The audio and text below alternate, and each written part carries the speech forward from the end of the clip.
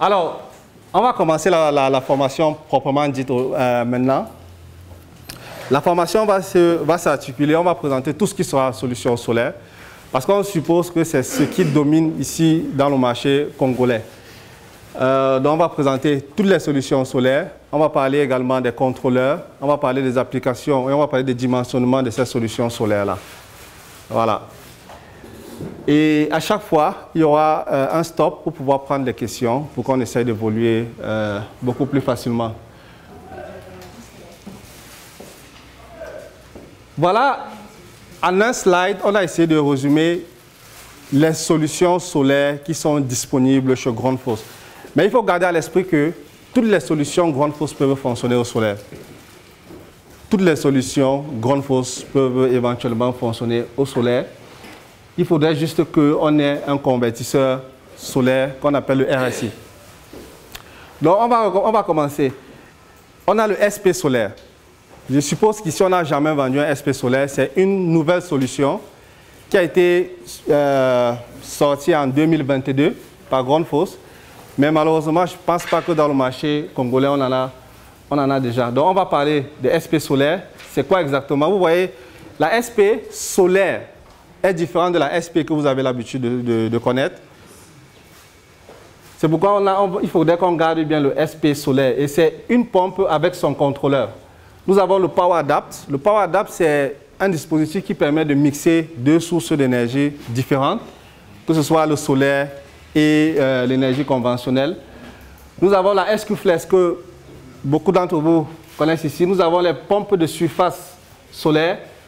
Nous avons les convertisseurs solaires qui peuvent éventuellement faire fonctionner toutes les pompes solaires, toutes les pompes AC à courant alternatif chez Grundfos. Et ces solutions sont flexibles, donc elles peuvent fonctionner au solaire, éolienne, électricité conventionnelle et groupe électrogène. Donc, vraiment, ne vous limitez pas lorsqu'on fait un dimensionnement, lorsqu'il n'y a pas accès à l'électricité conventionnelle, on peut éventuellement dimensionner un convertisseur solaire pour pouvoir faire fonctionner au solaire. Ici, on va également voir une application que vous pouvez télécharger sur vos téléphones. Si vous avez vos téléphones, vous pouvez déjà commencer à télécharger. On appelle ça Grundfos Go Solar. Ça vous permet de faire des dimensionnements rapides. Lorsque vous êtes sur site, même si vous n'avez pas accès à Internet, vous pouvez éventuellement faire des dimensionnements. On le verra éventuellement comment le faire. Donc, pour ceux qui ont Android, pour ceux qui utilisent aussi iPhone, vous partez sur Grundfos Go Solar, vous tapez et vous téléchargez l'application. On verra comment ça fonctionne. C'est pour, lorsque vous êtes sur site, vous pouvez faire des dimensionnements. Donc, on va parler des SP solaires, des SQFlex, des solutions de surface, des RSI et du Power Adapt. Mais également, on va aussi parler d'une autre solution qu'on appelle le SPE, parce qu'on suppose que c'est quelque chose qui peut forcément vous intéresser dans le marché congolais. Alors, pour ce qui est des applications, pour tout ce qui sera distribution d'eau, vous voyez, on a ici une rivière qui est là. Pour pouvoir faire le captage, on peut utiliser une pompe de surface qu'on va appeler la Grundfos CR.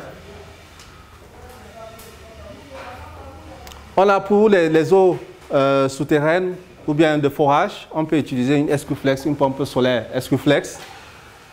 Là, on ne vend plus cet équipement qui permettait de faire le traitement des eaux.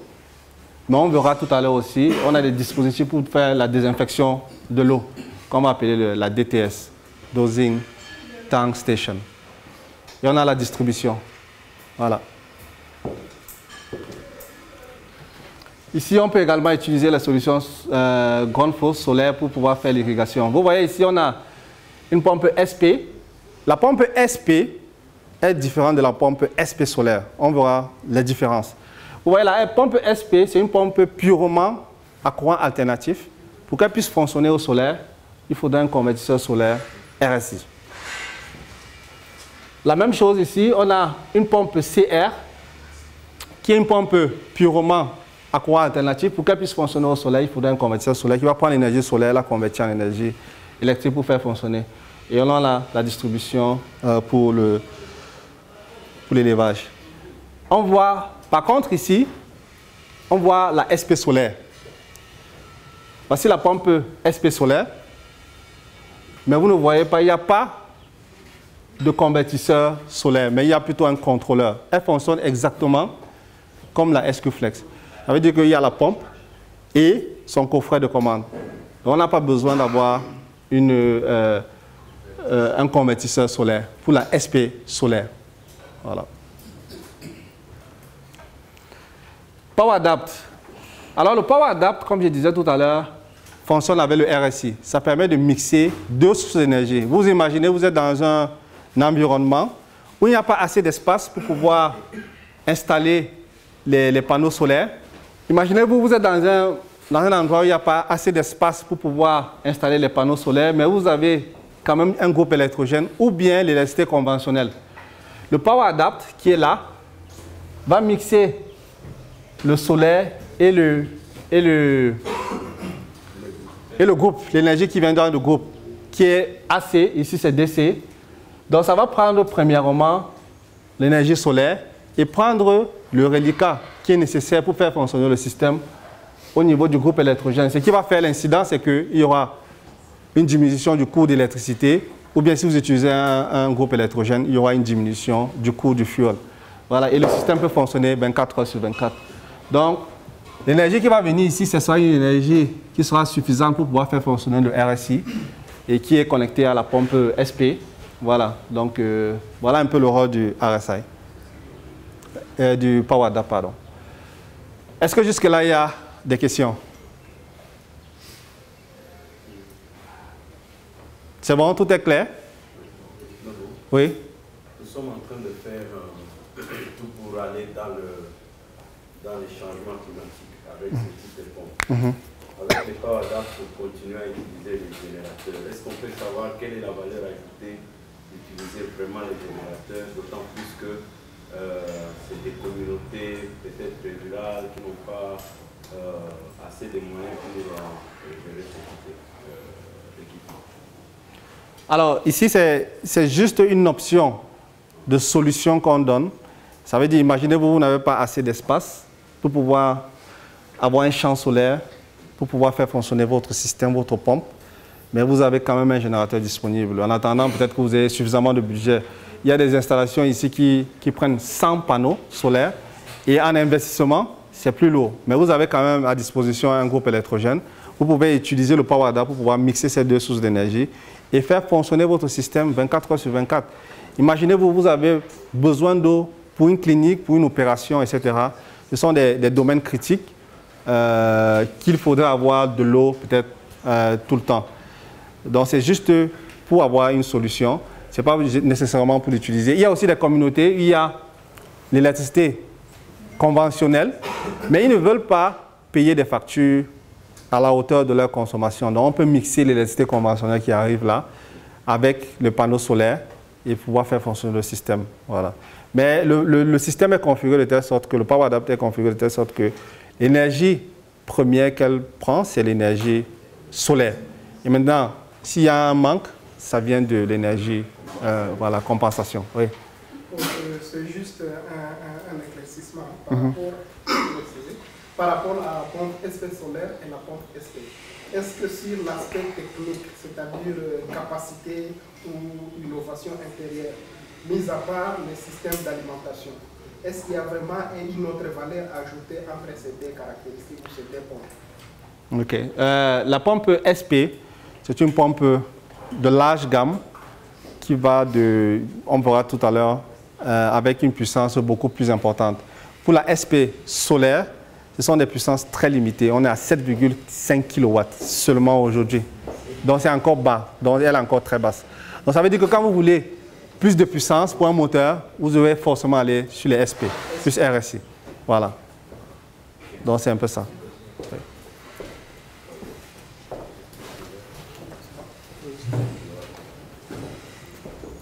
Alors, on va parler un peu plus en détail de la SQFlex. Et vous voyez, aujourd'hui, qui a déjà vu ça? Ça, c'est quoi? Vous avez déjà vu ça? Oui. Non, je ne suis pas sûr que vous avez déjà vu ça. Ça, c'est nouveau. Ça, c'est le nouveau. C'est ça qu'on a. Ça, c'est ce que vous avez vu. Oui, exactement. Ça, c'est ce que vous avez vu. Ça, c'est le CU200. Mais en avril 2024, nous avons sorti le CU202, qui est beaucoup plus complet et qui vous donne beaucoup plus d'options. Là, on le verra dans les détails. Mais on va quand même néanmoins parler du CU200 parce qu'on suppose que vous avez encore ça dans les installations, etc., pour la maintenance, etc. Mais à partir de maintenant, lorsque vous allez commander les pompes Grundfos, surtout les SQ Flex, ça sera avec le module CU202. Voilà. Alors, on va un peu parler de l'histoire derrière la gamme SQ Flex. Mais ce qu'il est important de savoir, c'est que Grundfos, nous sommes les pionniers dans les installations. Tout ce qui est solution solaire, nous sommes les pionniers. Nous avons installé notre première pompe solaire en 1980. Donc ça fait aujourd'hui 44 ans que Grundfos est dans le solaire. Nous avons commencé ça et nous étions les premiers. En 2002, la gamme SQ Flex que vous avez l'habitude de connaître. En 2005, on a étendu un peu cette gamme. En 2011, nous avons transféré la production des SQ Flex au Mexique. Ce qui fait que le premier critère même pour voir si la pompe est de bonne qualité, il est important de voir déjà si c'est made in Mexico. Parce que si vous voyez made in France, on ne fait pas les SQ Flex en France. Made in Japan, on ne fait pas. Donc la première chose, je parle seulement de la SQ Flex. La SQ Flex, c'est une pompe solaire pour les applications solaires. Elle est utilisée beaucoup plus pour les applications solaires. Voilà. En 2021, on a essayé d'étendre encore la gamme qui vont jusqu'à 2,5 kW aujourd'hui.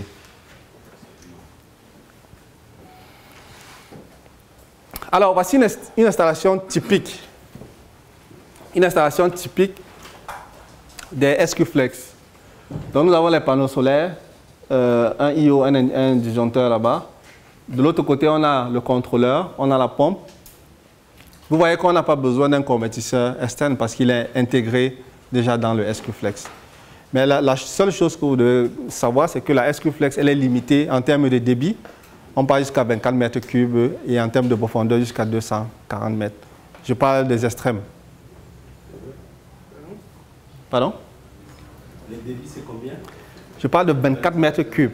On va voir ça ici. On va voir, je vais dire, en termes extrêmes. 24.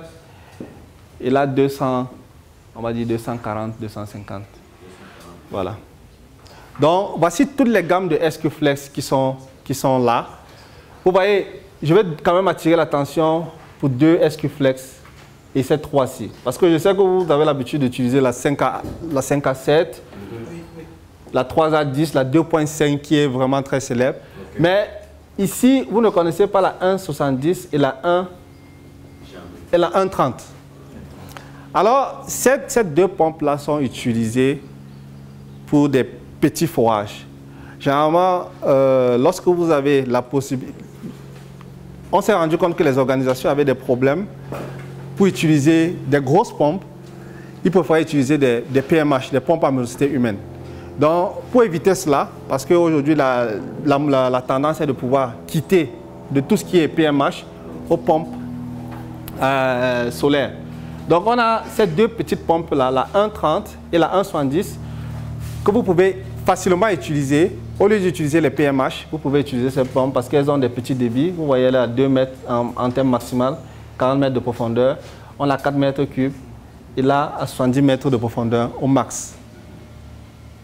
Donc, pour ça, au lieu d'utiliser, en termes de coût également, ce sont des prix très, très compétitifs. Et en termes d'installation, on a l'un de nos partenaires. Je sais pas, il y a les membres de World Vision ici? Ouais. Ah, World Vision, OK. World Vision Zambia. Ils ont fait une installation de près de 400 systèmes où ils devaient normalement utiliser des PMH, mais ils ont utilisé ces deux petites pompes-là, la 1,30 et la 1,70. Voilà, comme j'ai dit, en termes de coût et en termes même de panneaux solaires, vous pouvez, à 1 ou 2 panneaux solaires, le système est OK. Et on peut avoir juste un petit réservoir et c'est terminé avec des robinets. Je vais forcément vous montrer une image de cette installation un peu plus tard. Oui, allez-y. Moi, ma question, c'est de savoir, pour la pompe Eskiflex 5A, on a un débit plus ou moins de 5 mètres cubes à 9 mètres cubes. Mais avec une très faible profondeur. Bien sûr. Avec le forage, pour avoir quand même un bon débit, il faut aller en profondeur. Et il arrive des fois, on n'a pas ce type de pompe adaptée, parce qu'on est déjà à une très grande profondeur avec de bons débits. Alors, comment on peut expliquer ça? Est-il y a moyen d'améliorer ça ou pas? En fait, comme j'ai dit, il y a les solutions sont segmentées par rapport aux performances des pompes. Si la pompe Eskiflex n'arrive pas à le faire, il y a la pompe SP solaire qui peut le faire. Sinon, il y a la SP plus la RSI qui peut également le faire. Donc, forcément, dans tous les cas, Grundfos aura la solution. Voilà. Dans tous les cas, il y aura la solution. Et généralement, ces pompes ici sont utilisées pour l'irrigation.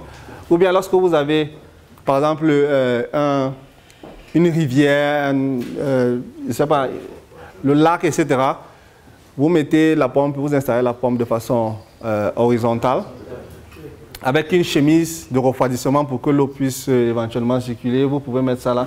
C'est-à-dire que le débit est très faible, la profondeur est très faible, mais vous avez plus d'eau.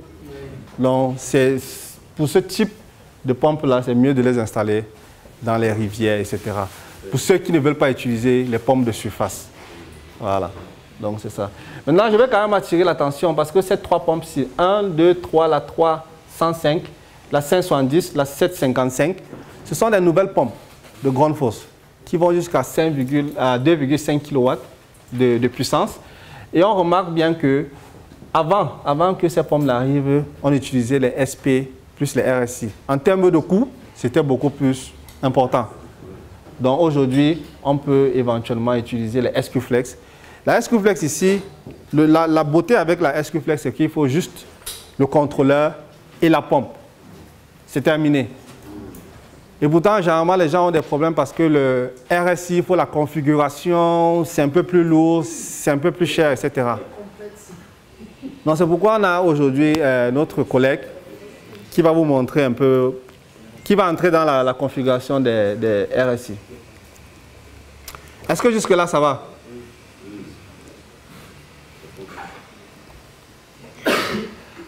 Alors, en termes de nomenclature, juste en voyant le nom de la pompe, c'est-à-dire Eskiflex 14.3, c'est la gamme Eskiflex.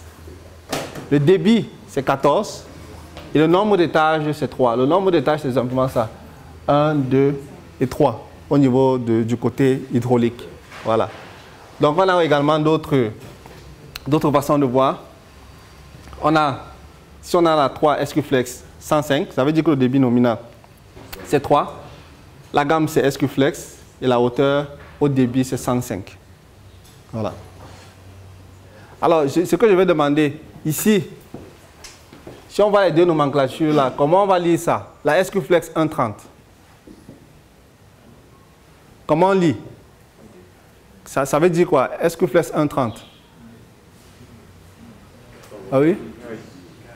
Il est utilisable pour un débit de 2 mètres cubes par heure. Non, je dis simplement avec le nom. J'ai parlé du nom tout à l'heure.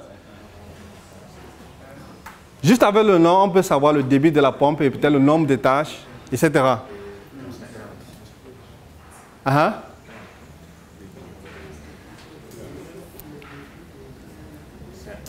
Go shop. Vous avez la réponse?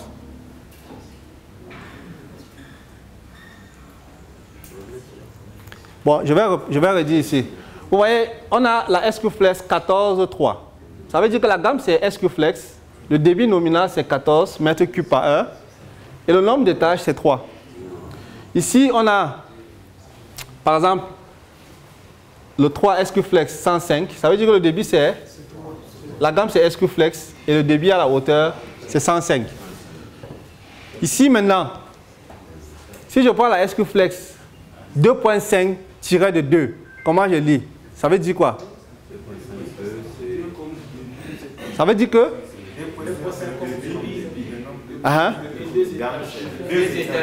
deux étages. Maintenant, la SQ Flex 1.70.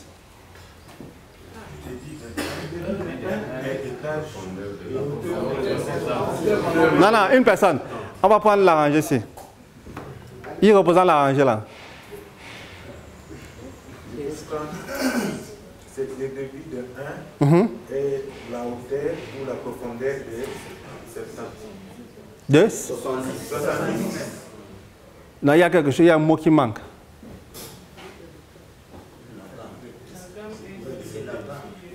Mais la hauteur, quoi? La hauteur nominale. Tu vois un peu? Voilà. Voilà. Bien. Ici, lorsqu'on fait le dimensionnement, on ne va pas nécessairement savoir si c'est une hélicoïdale ou centrifuge. Normalement, vous ne pouvez pas le savoir, mais lorsque vous allez au fur et à mesure faire le dimensionnement, vous allez savoir que ça c'est une pompe hélicoïdale et ça c'est une pompe centrifuge.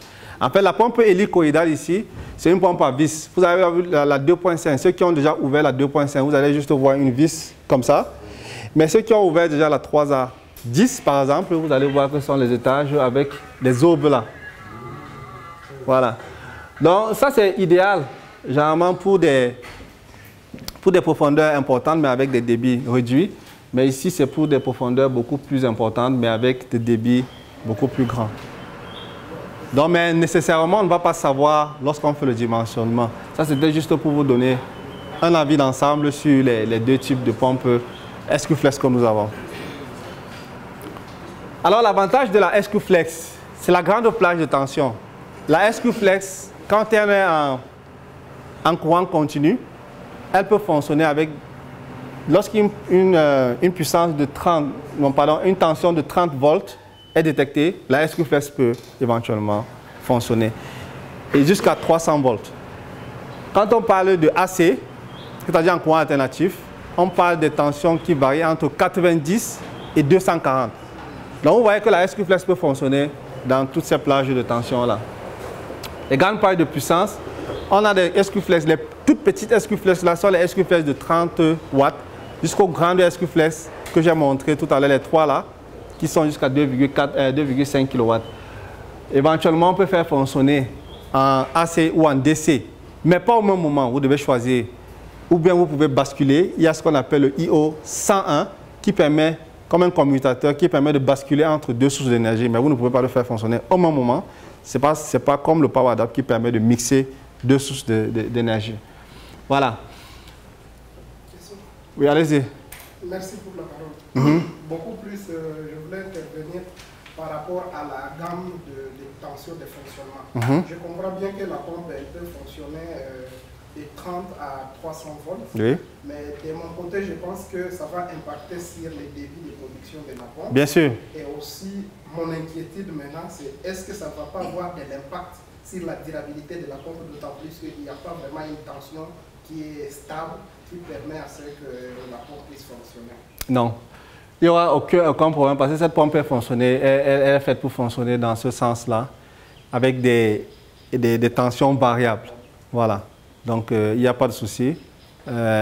Éventuellement, il y aura un impact sur la productivité au niveau de la production même ou du débit délivré parce que très tôt le matin, la pompe va peut-être délivrer un débit inférieur à ce qu'il devrait débiter, mais à midi, ça va augmenter au fur et à mesure en fonction de l'ensoleillement. Il faut toujours mettre... La pompe ne va que fonctionner par rapport à l'énergie qu'il reçoit. Donc, il ne va pas fonctionner de façon automatique comme ça. Donc, en fonction de l'énergie qu'il a, il peut débiter un certain volume d'eau. Voilà. La protection... Une question. Oui. C'est une discussion que nous avions maintenant il y a beaucoup de jours. On s'est posé la question à une tension de 30 volts. est-ce que la pompe est dotée d'un multiplicateur de puissance justement? Parce qu'à 30 volts, on ne peut pas atteindre peut-être 1000 watts. Mais avec 30 volts, on voit qu'il démarre, mais on ne parvient pas à avoir la puissance maximale pour le fonctionnement.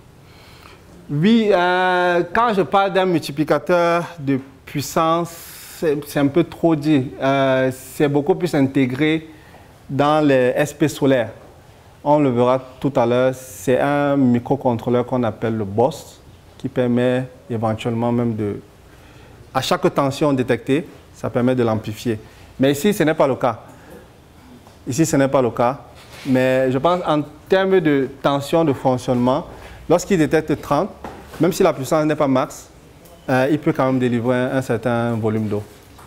Oui. Éventuellement, oui, bien sûr que c'est proportionnel en même temps. Oui.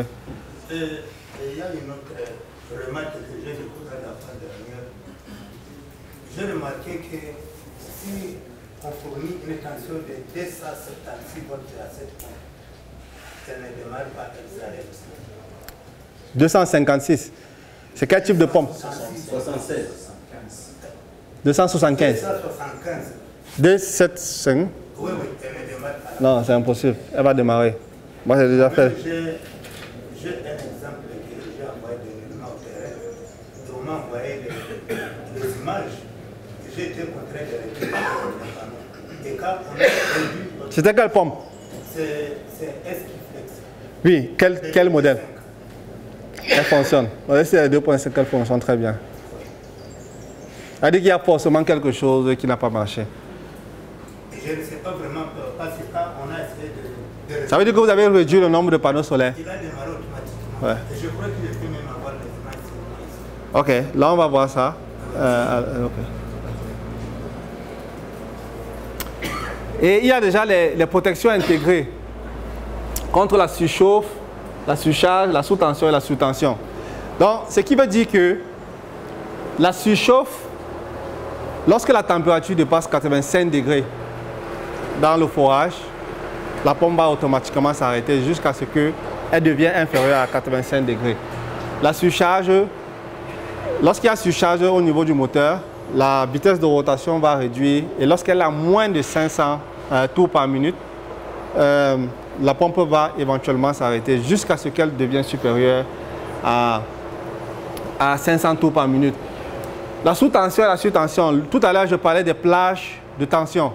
Lorsque la pompe est hors des plages de tension, elle ne fonctionne carrément pas. Donc il faudrait que la pompe soit dans les plages de tension. Ce qui fait qu'on n'a pas besoin d'autres protections supplémentaires. Parce que la pompe vient déjà avec tout cela. La protection contre la masse à sec, on le verra tout à l'heure dans le prochain slide. Aucune configuration. Comme je disais, c'est un plug-in and play. Vous avez le contrôleur, les panneaux solaires et la pompe. Voilà. Alors ici, c'est très important de voir. Il y a un capteur de marche à sec ici. Ça veut dire que le capteur doit être immergé dans l'eau pour que la pompe puisse fonctionner. S'il ne l'est pas, la pompe va automatiquement s'arrêter pendant 5 minutes avant de pouvoir essayer de redémarrer, si possible. Donc, lorsqu'on installe la pompe de cette façon-ci, l'eau doit être au-dessus du capteur pour qu'il puisse fonctionner. Mais lorsqu'il est en dessous, la pompe va éventuellement s'arrêter pendant 5 minutes. Il est très important de savoir que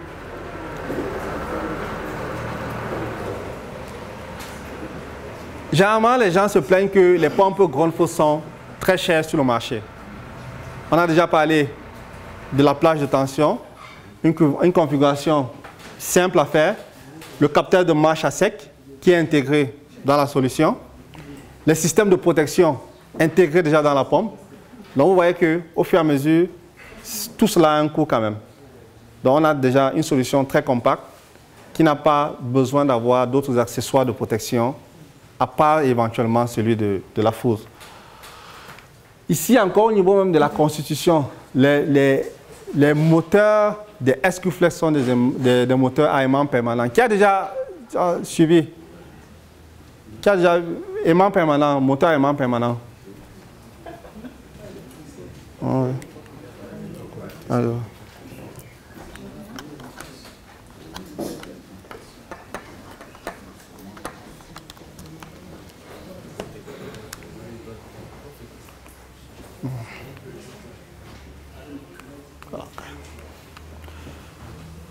Personne n'a jamais vu un moteur aimant permanent? Non? Ça n'existe pas? Qui connaît la différence entre un moteur aimant permanent et un moteur asynchrone?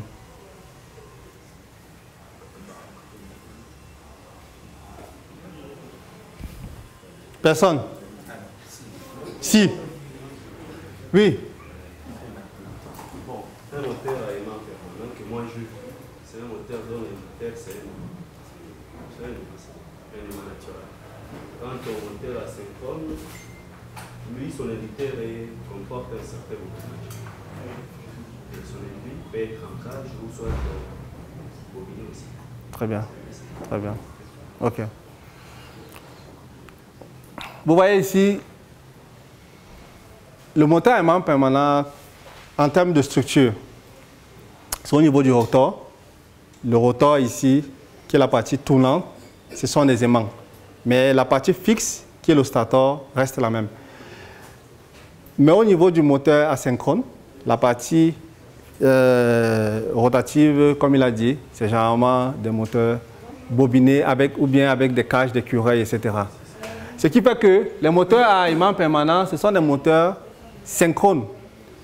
Qui fait que lorsque le stator est excité, il produit un champ magnétique qui va permettre de faire tourner, et le rotor et ce champ magnétique vont tourner à la même vitesse de rotation, ce qui fait à ce que les pertes de charge sont quasiment nulles. Mais par contre, un moteur à aimant asynchrone, les pertes de charge, puisque la vitesse de rotation produite par le champ tournant est différente de la vitesse du rotor, ce qui va faire qu'il y aura forcément des pertes. Parce que la vitesse du rotor sera inférieure à la vitesse du champ tournant. Donc au niveau du rendement, les moteurs à aimant permanent sont des moteurs à fort rendement. Et c'est ce moteur-là qui est utilisé pour les SQ-Flex. Donc juste pour encore dire qu'au niveau même de la technologie, Grundfos choisit la meilleure qualité pour pouvoir avoir un meilleur rendement. Oui.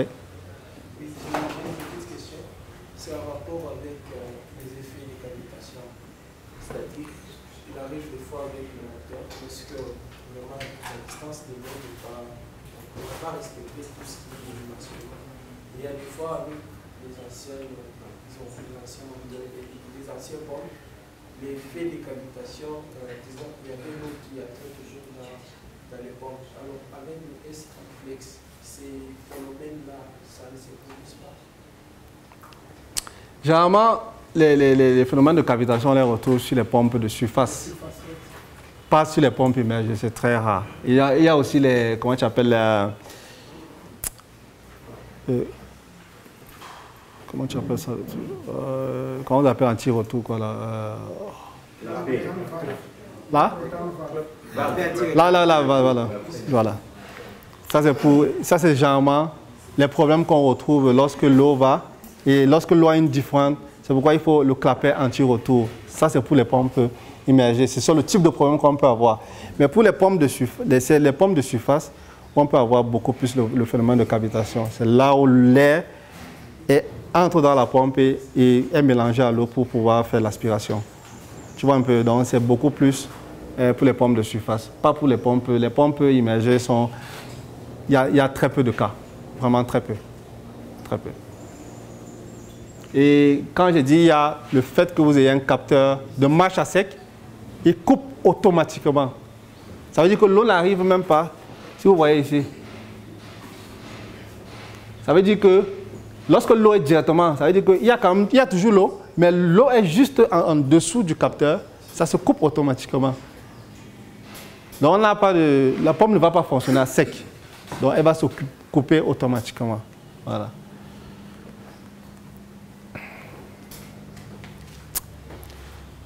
Donc, tout à l'heure, j'ai parlé de la plage de tension, des équipements, des systèmes de protection intégrés, même de la technologie qu'on utilise pour faire un aimant permanent, mais également, on va également avoir un système qui va permettre d'intégrer dans le SQFlex pour la puissance maximale. Vous voyez ici, en circuit ouvert, on a une forte tension, mais on a 0 puissance et on a 0 courant. Mais en court-circuit également ici, on n'a pas de tension, mais on a un courant. Entre les deux, on a une puissance maximale qui est vraiment traquée ici pour une production maximale. Alors, ça fonctionne comment dans la vie réelle? Ici, l'électricité conventionnelle, c'est 240, c'est ça? Oui. On n'a aucun problème. Tout à l'heure, quelqu'un parlait du fait que la puissance délivrée par les panneaux solaires, elle est variable en fonction de l'ensoleillement. Donc, ce qui fait que si vous n'avez pas le MPPT qui va suivre la puissance maximale pour avoir une optimisation de votre système, ça veut dire que lors d'une production, le MPPT va prendre la puissance maximale pour pouvoir alimenter votre système pour avoir une production optimale. Donc, c'est ce à quoi sert le MPPT dans le tracking lorsqu'on fait une production à partir des panneaux solaires. Donc, si c'était constant, 240, on n'a pas besoin de faire une optimisation. Mais lorsque la production est variable, on utilise ce système-là qui est intégré déjà directement dans la pompe. On n'a plus besoin d'avoir... Je pense que Vitron, ils font des MPPT. Lorsque vous avez des pompes qui n'ont pas cela, vous êtes obligé de pouvoir utiliser ça pour avoir un meilleur fonctionnement optimal de votre pompe. En termes, comme j'ai dit, le fonctionnement de la pompe dépend de l'énergie qu'il reçoit. Donc, il faudrait que tout soit optimal pour que vous ayez un meilleur rendement de cette pompe-là. Ici, vous avez le IO50. Le IO50 qui est comme un interrupteur, un disjoncteur là, qui permet de faire fonctionner toutes les pompes SQFlex. On est toujours encore et seulement dans la gamme des pompes SQFlex. Donc, c'est comme un disjoncteur, on le coupe et on le met en marche pour pouvoir faire fonctionner la pompe. Donc, généralement, il y a des communautés où on ne peut pas forcément installer le CU200 ou le CU202 qu'on verra tout à l'heure. Mais on peut utiliser le IO50 pour pouvoir mettre ou arrêter la pompe. Alors, le désavantage ici, c'est que lorsqu'il y a un problème, vous ne pouvez pas savoir c'est quoi le problème. Parce qu'avec le CU200, vous avez un endroit où vous avez les codes d'erreur F1 jusqu'à F4 pour pouvoir savoir, en fonction du code, quel peut être le problème, quelle peut être la cause du problème. Voilà. Tout à l'heure, on parlait du IO101 et on parle là jusqu'à 1,4 kW. Donc, pour les pompes qui ont 2,5 kW, on ne peut pas utiliser le IO101. Le IO101 permet de faire quoi? Tout à l'heure, on disait que les pompes SQFlex, ce sont des pompes hybrides qui peuvent fonctionner au courant alternatif ou au courant continu. Mais elles ne peuvent pas fonctionner au même moment. Donc, il faut quelque chose qui permet de basculer entre les deux sources. Et c'est ce à quoi sert le IO101. Ça permet de basculer entre le AC ou le DC pour pouvoir faire fonctionner le système. Donc, généralement, lorsqu'on a avec un backup comme générateur, on peut faire basculer entre les deux sources d'énergie.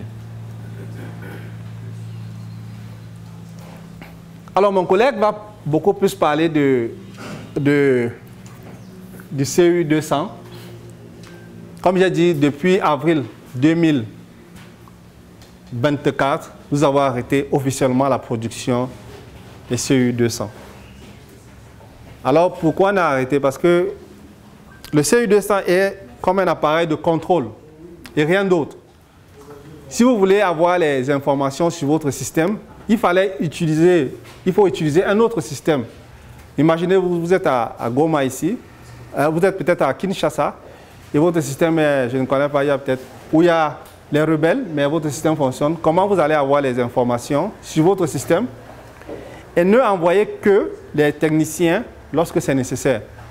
Donc c'est sur cette vision-là que Grundfos a voulu faire un système compact qui permet à la fois de contrôler le système, mais également d'avoir toutes les données de fonctionnement sur site à travers ce qu'on appelle Grundfos Connect et avoir tout le fonctionnement de votre système et avoir des alarmes lorsqu'il y a des défauts. Et c'est là qu'à ce moment-là que vous pouvez éventuellement envoyer des techniciens sur le site, ce qui fait que, 1, on a moins de risques, 2, on économise en termes de ressources humaines, c'est-à-dire qu'on ne va pas envoyer quelqu'un pour visiter un système qui fonctionne déjà. Donc, mais on va quand même parler de cela parce que c'est un système qui est toujours utilisé. Là, on a les différentes sources. Vous voyez, on a le solaire, l'éolienne, l'électricité conventionnelle. On a un bonhomme là. Lorsqu'il y a un souci, il y aura une lettre qui va se présenter. Ça sera rouge. Ici, on a un écran qui nous donne en temps réel la production de la puissance envoyée par nos panneaux en kilowatts. Et lorsqu'il y a un défaut, ça nous donne ici F1, F2 jusqu'à F4. Là, c'est pour la mise en route ou arrêt de la pompe. Là, c'est pour lorsque vous utilisez un capteur de niveau dans votre tank. Donc, c'est là, ça vous donne ces informations-là. Donc, voici les différentes alarmes, la surcharge, la surchauffe, la surtension, etc. Donc, ça vous donne toutes ces informations-là. Donc, voilà un peu en plus en détail à quoi, donc, tout à l'heure, je parlais du réservoir, du fonctionnement de la pompe. S'il y a un défaut ici, s'il y a un indicateur rouge, ça veut dire qu'il y a un défaut sur la pompe. Ici, ça nous indique la puissance. Et lorsqu'il y a un code d'erreur, F1, c'est la surtension. F2, la surcharge. F3, aucun contact, qui est souvent très difficile à diagnostiquer. Ou bien F4, la surcharge. Donc, en fonction des paramètres, ou bien du code, F1, la surtension. Tout à l'heure, mon collègue va mieux vous expliquer ce qu'il faut faire lorsqu'on a F1, ce qu'il faut faire lorsqu'on a F2, etc. Donc, il est mieux placé pour débaucher. Alors, ce que je n'ai pas dit, c'est que le CU200 n'est que utilisé pour les pompes SQFlex jusqu'à 1,4 kW. Le CU200, 1,4 kW. Vous n'allez pas au-delà de ça. Si vous allez à 2,5 kW, on a vu 3 pompes. La 305, la SQFlex 755, la SQFlex 570. Ces 3 pompes-là sont les pompes de 2,5 kW de puissance. Donc, elles ne peuvent pas fonctionner avec le CU200.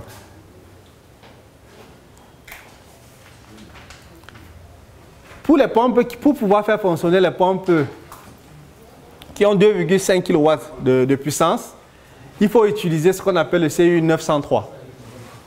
Mais le problème avec le CU903, ça n'a aucun écran. Pour pouvoir avoir les données, il faudrait avoir ce qu'on appelle, il y a un dongle et il y a l'infrarouge ici, par communication infrarouge, avoir les données de fonctionnement sur votre mobile. C'est-à-dire que la vitesse de rotation, etc. Changer, avoir les codes d'erreur. Donc parce qu'ici, au niveau du CU903, vous n'avez aucun écran, un peu comme le CU200, pour pouvoir afficher les codes d'erreur. Donc, le CU202, qui est aujourd'hui disponible, c'est une combinaison du CU200 et du CU903. Et le CU202 contrôle toutes les gammes des SQFlex. Donc, on a jusqu'à 2,5 kW. Donc, on a un contrôleur pour toutes les pompes. Donc, mais avant, vous avez le CU200 pour les pompes 2,5, etc. jusqu'à 1,4 kW. Mais lorsqu'on allait au-delà, on avait le CU903. Mais comme j'ai dit aujourd'hui, on bascule sur le CU202. Donc, à partir d'aujourd'hui, lorsque vous allez faire peut-être des nouvelles commandes, vous devrez avoir normalement le CU202. Le CU202, comme j'ai dit, c'est une combinaison du CU903 et du CU200. Donc, on a les panneaux solaires, on a le contrôleur, l'interrupteur de nouveau et la SQFlex. Donc, rien ne change en termes de configuration. juste pour voir un peu, on a le CU200, le CU903. C'est sorti en 2002. Le HMI, c'est-à-dire Human Machine Interface, c'est qui est là. Donc, on a les opérations de la pompe, les codes d'erreur, les applications de remplissage, etc. Pas de connectivité. Tout à l'heure, je parlais du fait que lorsqu'on a le CU200, on ne peut pas avoir de connectivité. Donc, il faudrait qu'une personne se déplace sur le site pour aller éventuellement voir les données et envoyer aux techniciens pour pouvoir dire ce qu'il faut faire. Mais aujourd'hui, on verra un peu plus avec le CU202, c'est possible. Maintenant, avec le CU903, c'est sorti en 2013, on n'a pas d'interface. Pour pouvoir avoir cette interface-là, il faudrait que vous ayez, on a un dongle qu'on vend séparément, vous ayez un Android ou un iPhone. Et maintenant, avec infrarouge, vous avez les données de fonctionnement de votre système. Et avec ceci, on pouvait éventuellement utiliser ce qu'on appelle la SIM 280 pour pouvoir mettre une SIM locale. Vous mettez les datas dedans et avoir accès aux informations sur site. Donc, c'était possible avec cela, avec le CU903. Mais aujourd'hui, on a le CU202 qui fait une combinaison, qui remplace éventuellement le CU200 sur la combinaison des deux fonctionnalités. Ça veut dire que non seulement on a les données sur site, mais on peut également avoir les données en ligne. Voilà. Les places de tension restent la même chose, la connectivité également reste la même chose. Donc c'est le même encombrement, ça a la même forme que le CU200. Ça fonctionne avec toutes les gammes, donc jusqu'à de 300 à 2,5 kW. On a un seul contrôleur maintenant. Vous n'avez plus besoin de changer les différents contrôleurs, etc. Il y a les LED déjà préconfigurés. On verra un peu plus dans les détails. C'est quoi? Voilà un peu comment ça se présente dans la vie réelle. Voilà le CU202. On a la connectivité intégrée. Donc ça veut dire qu'avec Go, Grande Force Go, avec Bluetooth, on a toutes les données de fonctionnement. On a une entrée pour une batterie de backup, 24 kV.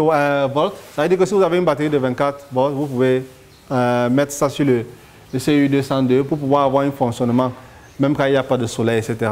Ça permet de faire fonctionner le CU200.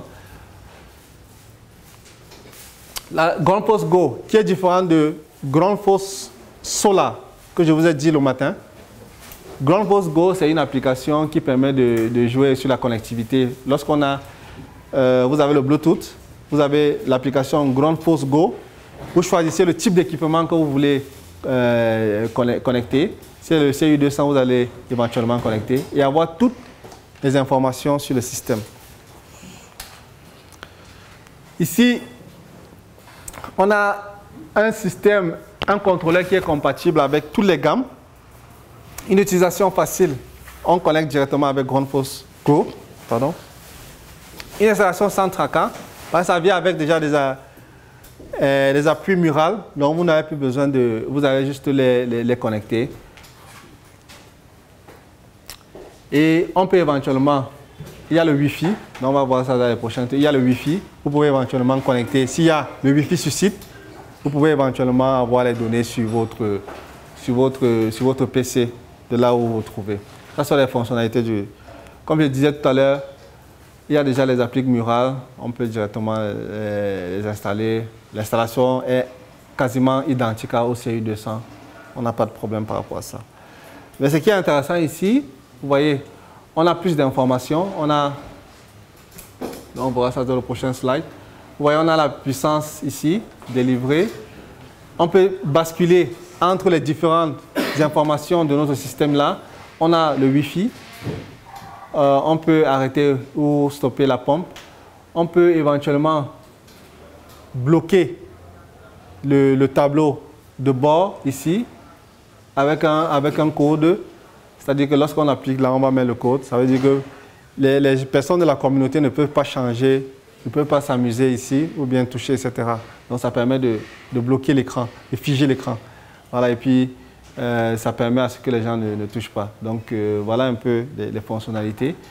Donc tout à l'heure, je parlais des fonctions. Vous voyez, on a la puissance, le niveau du tank, le courant. attention. Et s'il y a des erreurs, ça fonctionne. Donc, vous voyez, on peut basculer ici pour avoir ces différentes données-là. Et lorsque ça fonctionne, ça fait comme une roue. La roue, c'est verte, mais lorsqu'il y a un problème, ça devient rouge ou jaune. Voilà. Tout à l'heure, lorsqu'on parlait de le CU200, on parlait de F1, F2, F3, F4. Maintenant, on va parler plutôt de ces types d'erreurs. 10, 32, 40, 48, etc. Donc, à chaque fois, ça veut dire que si c'est 51, ça veut dire que le moteur, le moteur est bloqué, etc. 57, ça veut dire que ça va apparaître là. Le code va apparaître là. 57, ça veut dire que, par exemple, il y a un problème de capteur de marche à sec. Ça veut dire qu'il y a un problème. Donc, il faut retenir cela puisque F1, F2, F3 ne seront plus valables. Il faudrait, quand vous utilisez maintenant le CU202, ce sont les codes d'erreur qui seront maintenant. Et à chaque fois, il y aura éventuellement des actions de maintenance à faire. Voilà. Là, comme je disais, si on a le Bluetooth, avant, tout à l'heure, je vous disais que si vous avez le CU903, il fallait un dongle, qui est un accessoire qui a un prix, mais le Bluetooth n'a pas de prix. Ça veut dire que j'active le Bluetooth ici, sur mon téléphone, et je communique directement avec le CU202. Donc, ça permet éventuellement de télécharger les reports, etc. On peut même mettre les dates de fonctionnement, le temps de fonctionnement sur l'application en utilisant GroundForce Go éventuellement. Je veux que ma pompe commence exactement à 7 heures-ci et s'arrête à 7 heures-ci. C'est au niveau de l'application GroundForce Go. Donc, on n'a plus besoin d'avoir des accessoires additionnels pour pouvoir faire le contrôle. Donc, avec le CU202, c'est beaucoup plus facile maintenant. Éventuellement, GroundForce Connect. GroundForce Connect, c'est... Il faudrait un système... GroundForce Connect, c'est... On vous donne accès aux données de fonctionnement de votre système à distance, mais il faudrait acheter... Il y a un système annexe que vous devez acheter et le mettre sur votre système. Ça vient avec une carte SIM internationale. Ça veut dire que ça prend le roaming et ça nous envoie les données dans le cloud ou sur vos machines, etc. pour que vous puissiez avoir en temps réel les données de fonctionnement de votre système. Les données de fonctionnement de votre système vont vous permettre d'éventuellement faire des maintenances beaucoup plus proactives. Si vous avez par exemple une vitesse de rotation qui diminue, etc., les alarmes vont éventuellement arriver. Donc c'est plus économique d'avoir ce système-là que d'aller, comme je disais tout à l'heure, d'aller sur le site, de déployer des équipes qui a un coût, le carburant, peut-être dormir sur le site, etc., pour forcément ne pas faire grand-chose. Donc tout à l'heure, je parlais déjà de l'alimentation de secours. Donc il y a une alimentation de secours, il y a une entrée pour un 24 volts. Si vous voulez avoir un système qui fonctionne un peu plus que la normale, vous pouvez éventuellement mettre cela en pratique. Est-ce qu'il y a des questions? Oui. Oui. Bon, c'est peut-être une petite question juste de curiosité. Pour savoir pourquoi les gammes GroundForce sont vendues de façon séquencée sur le marché. Quand tu fais la commande, par exemple, d'une pompe Skiflex 2,5 souvent on ne te donne pas avec les contrôleurs. Donc il faut chercher les contrôleurs à part. Et deux fois, les contrôleurs sont invisibles sur le marché. On a constaté cela. Et c'est fait sciemment ou il y a quelque chose autour? Ce n'est pas fait sciemment parce que normalement nos pompes doivent être accompagnées des contrôleurs. Oui? Juste pour info, j'ai déposé ceci en ligne. Donc, si à un moment vous voulez suivre aussi avec votre téléphone, si vous ne voyez pas bien, il suffit d'aller dans Cours GoShop, le site officiel de GoShop. Vous allez dans Cours, et vous allez dans GroundForce et vous allez trouver. D'accord. Super, merci. Toutes les pompes GroundForce, les pompes solaires GroundForce viennent avec leur contrôleur. Je parle des pompes solaires. Les pompes électriques, SP, etc. Non, il y a plusieurs applications. Les pompes SP qui sont électriques ne viennent pas forcément avec les contrôleurs. Pourquoi? Parce qu'on suppose qu'il y a les systèmes de démarrage direct, étoile, triangle, etc. On suppose que vous pouvez le faire localement. Mais il existe des contrôleurs pour ça.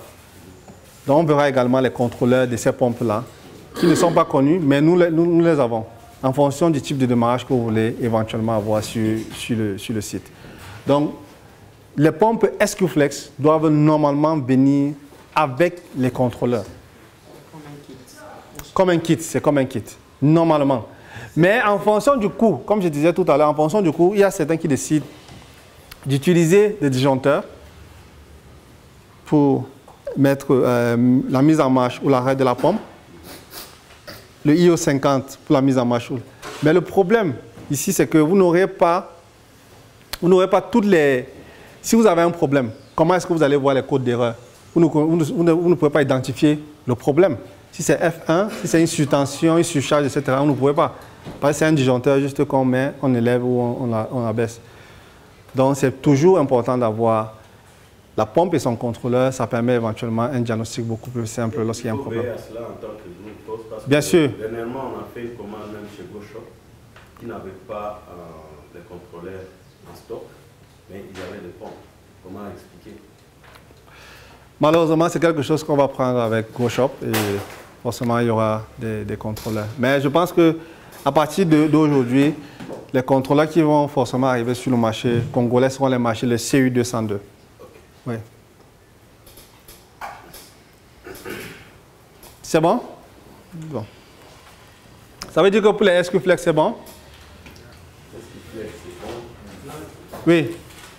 C'est une curiosité pour moi. Parce que c'est une discussion que j'ai amenée avec les GoShop. Ils ont quoi?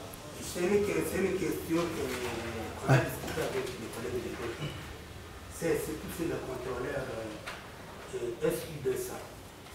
Je les ai posé la question de savoir... CU200. Oui, CU200. Je les ai posé la question de savoir à la sortie, pour aller vers la pompe, si on applique un courant alternatif. Est-ce que c'est un courant alternatif qui sort ou c'est un courant continu? Et vice-versa.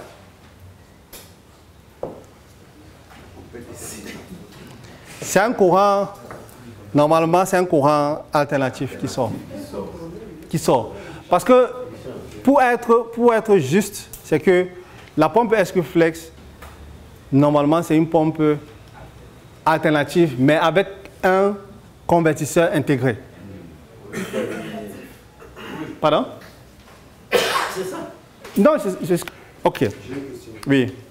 Ma question c'est par rapport à la maintenance. Est-ce qu'il y a une durée prévue pour maintenir la pompe SQ? Il faut faire attention parce que je vois les gens disent SQ. SQ c'est encore une autre gamme. Hein. Il y a SQFlex. Flex. Voilà, et donc, parce que vous dites SQ, je n'ai jamais parlé de SQ.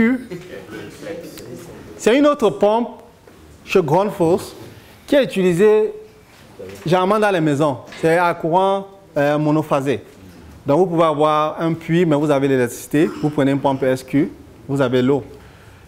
SQFlex, le flex là, c'était le nom de code pour éventuellement tout ce qui était le projet des solutions solaires. Donc flex là, c'est pour parler des solutions solaires. Comme tout à l'heure, on voit aussi la CRFlex, c'est beaucoup plus pour dire qu'elle est solaire. Donc pour la maintenance, c'est pourquoi Denis est là. Je peux parler, mais il va venir forcément ajouter. Les pompes sont... La première chose dans la maintenance, c'est déjà le choix. Le choix de la solution. Si vous faites un mauvais choix de solution, vous aurez tous les problèmes du monde. C'est pourquoi il y a une partie importante de cette formation qui voudrait nous dire comment faire pour choisir une solution avant d'aller au-delà. Donc, lorsqu'on a un bon choix de solution, maintenant, il y a des actions de maintenance à mettre en place. Les gens pensent que lorsqu'on met une pompe dans un forage, c'est terminé. Non, parce que la première année de fonctionnement d'une pompe, il est important de pouvoir la sortir au moins 6 mois après le fonctionnement, de voir l'état de la pompe et de savoir est-ce que ça permet également de définir la qualité de l'eau, parce que la qualité de l'eau est un paramètre important. C'est de l'acier inoxydable, mais si vous avez du chlore, il peut y avoir de la corrosion qui va éventuellement arriver. Donc, il y a tous ces éléments qu'il faut tenir en compte. Ça vient du choix de la solution, mais également des actions de maintenance à mettre en œuvre.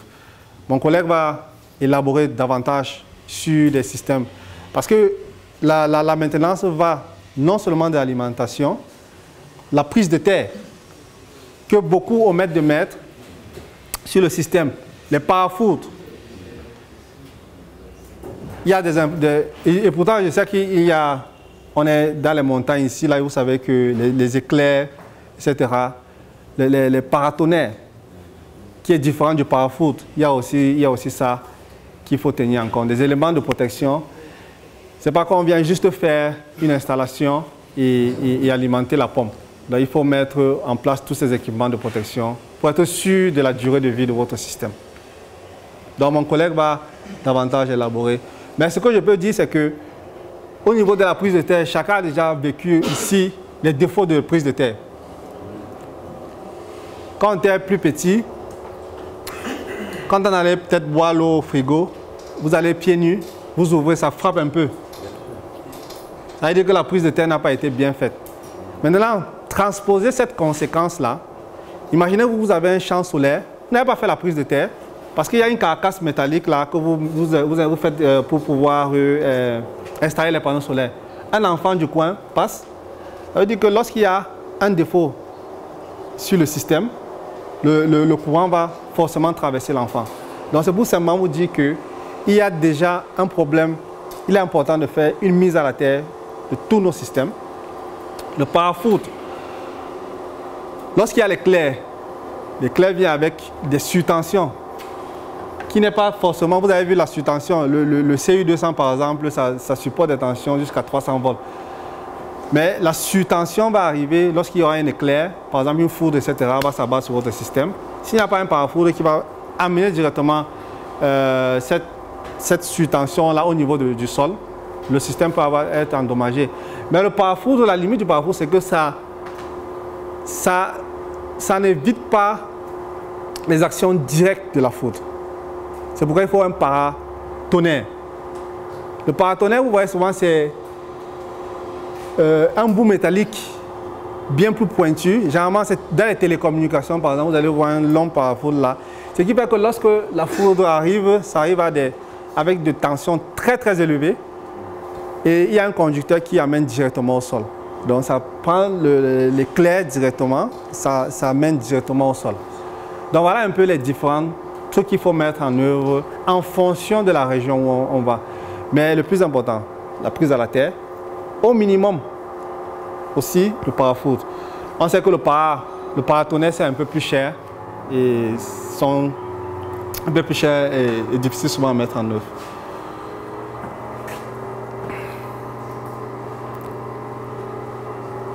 Les pompes de surface. Là, on parle des pompes de surface CR Flex. Pompes de surface ici, c'est... Les pompes de surface ici, ce sont des pompes un peu comme les SQ Flex. Ah oui, c'est ça. Nous avons ici, mais avec un moteur MG Flex. Pardon. Avec un moteur MG Flex qu'on appelle un moteur solaire. Donc voilà un peu ça, c'est un moteur MG Flex. Voici le corps de la pompe.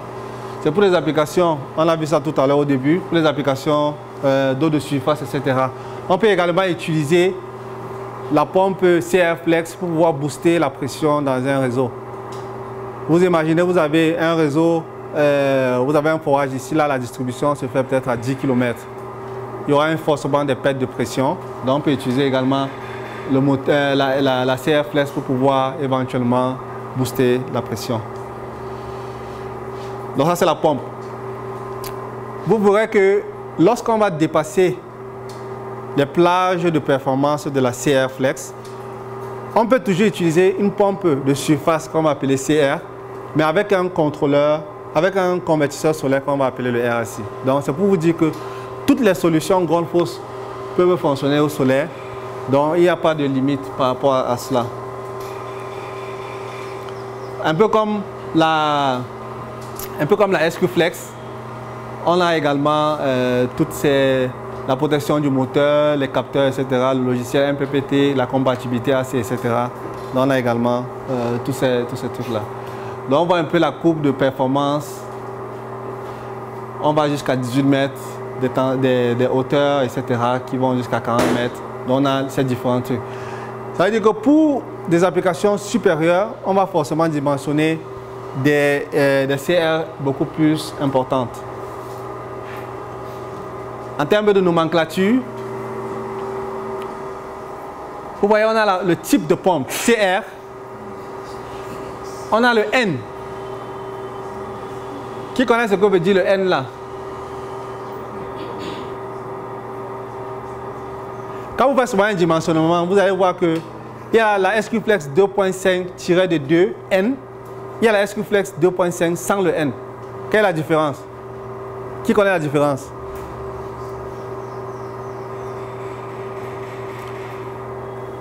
Vous n'avez jamais vu une fiche où vous avez quelqu'un qui vous demande la SQ Flex 2.5 N? Vous n'avez jamais vu ça?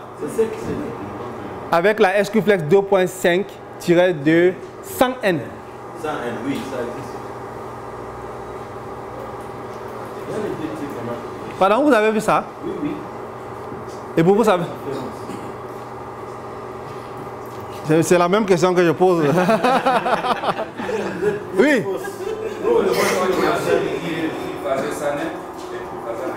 Aïe, aïe, aïe. Est-ce que c'est bien alors ce qu'il vient de dire là? Il dit que c'est une pompe triphasée. La pompe SQ Flex est triphasée. On a parlé des plages de tension en courant alternatif. On a dit de quoi? 90 à? 240. Est-ce que le triphasé c'est combien? C'est combien de phases? Ce n'est pas bien. Go-Shop, vous êtes les gens du terrain. Le N. N c'est quoi? Vous voyez quand vous faites les dimensionnements, vous voyez le N. Mais vous avez ça devant la gamme de matériaux, non? Mais c'est ça. La gamme de matériaux intervient dans quel sens? Lorsque vous avez la gamme de matériaux auquel est fait la pompe, il y a trois types. L'acier inoxydable 304, 316 et 904. 304, c'est l'acier inoxydable que nous tous on connaît, etc. Pas de souci. 316, c'est un peu plus résistant en termes de matériaux, c'est plus résistant. Si vous avez un peu de chlore dans l'eau, etc., vous pouvez utiliser la version N. Mais lorsque vous avez les eaux de mer, par exemple, il y a une version 904 parce que les eaux sont beaucoup plus salées, etc. Donc pour que le matériau ne se détériore pas, l'acier inoxydable ne se détériore pas, il y a encore des versions supérieures d'acier. Donc le N là, c'est la gamme de matériaux qui est l'acier inoxydable ici, au niveau de la pompe. Donc vous savez que l'acier inoxydable, c'est du fer, c'est du chrome. Et aussi? Il y a aussi de l'aluminium. Non, je ne suis pas sûr.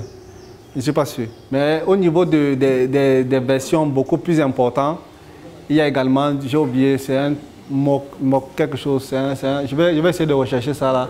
Ce qui permet de renforcer la capacité de l'acier inoxydable. Donc ici, le F, quand vous avez le CR, c'est la gamme, le type de pompe CR. Le N, c'est la gamme du matériau. C'est-à-dire que de l'acier 304, quand il n'y a pas de N, il n'y a rien, c'est l'acier 304. Lorsqu'on parle d'acier un peu plus élevé, N, on parle déjà à 316 à 904. Là, c'est F, ça veut dire que c'est un moteur avec MG Flex, c'est-à-dire le moteur solaire. Ça, c'est le débit et le nombre de roues au niveau Alors ici, ce sont les applications. On a les eaux de rivière, là par exemple, pour l'irrigation. On a un capteur de marche à sec. On a nos panneaux solaires et éventuellement les plantes. Ici, on peut éventuellement remplir aussi un tank et faire la distribution par gravitation. Ici, on a une pompe immergée où on met l'eau dans un tank. Maintenant, comme la gravitation n'est pas suffisante, comme je disais au niveau de la distribution, pour pouvoir augmenter la pression, on utilise également cette pompe de surface là. Voilà. Est-ce qu'il y a des questions sur les CR Flex? Mais il n'y a que le côté-ci qui ne comprend pas beaucoup, ou bien tout le reste, vous comprenez mieux. C'est bon là-bas derrière? Pardon? Quand on ne pose pas de questions, on comprend. Non, c'est une façon de dire, que... c'est une façon de parler. C'est une façon de parler, oui. Je voulais qu'on rentre sur les derniers contrôleurs dont on parlait, le nouveau contrôleur. Le CU202? CU202. Est-ce que ça marche avec les SQFlex? Oui. Ça marche avec quoi?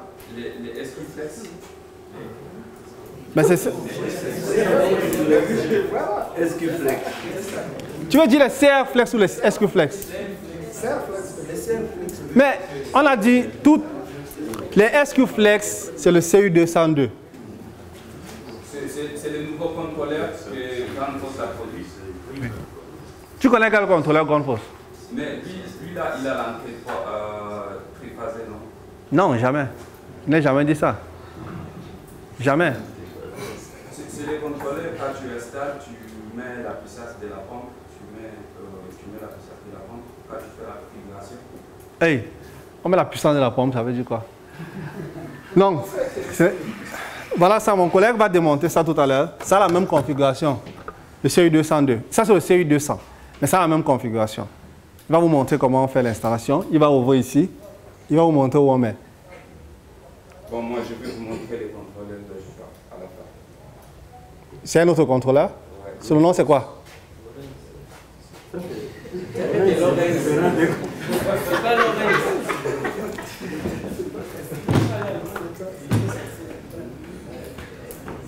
Oui.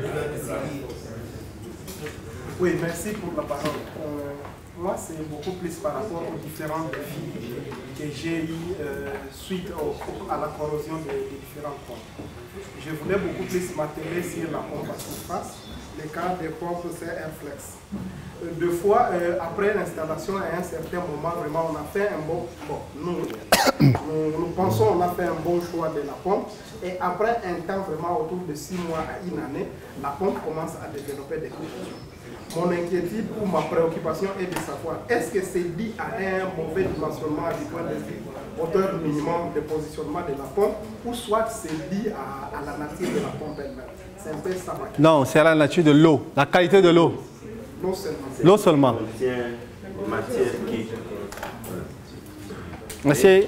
L'acier inoxydable au contact du chlore, ce n'est pas bon. Pas du tout. En fait, parce que la plupart des fois, c'était une eau naturelle. Non, ça c'est ce que... Mais ce que je veux dire d'abord, c'est que... voilà, bien sûr, merci. Oui, bien évidemment. Non, mais est-ce que il n'y a aucun problème physico-chimique de l'eau, il n'y a aucun problème? Il y avait une très faible concentration de chlore. C'est pas seulement le chlore, il y a peut-être le sulfure, il y a... Exactement, le sulfure et tout ça là, oui. Ça peut aussi corroder. Oui. Ouais. Donc on verra tout à l'heure comment, lorsqu'on fait le dimensionnement, comment choisir le type de matériau. Oui. Oui. C'est bon?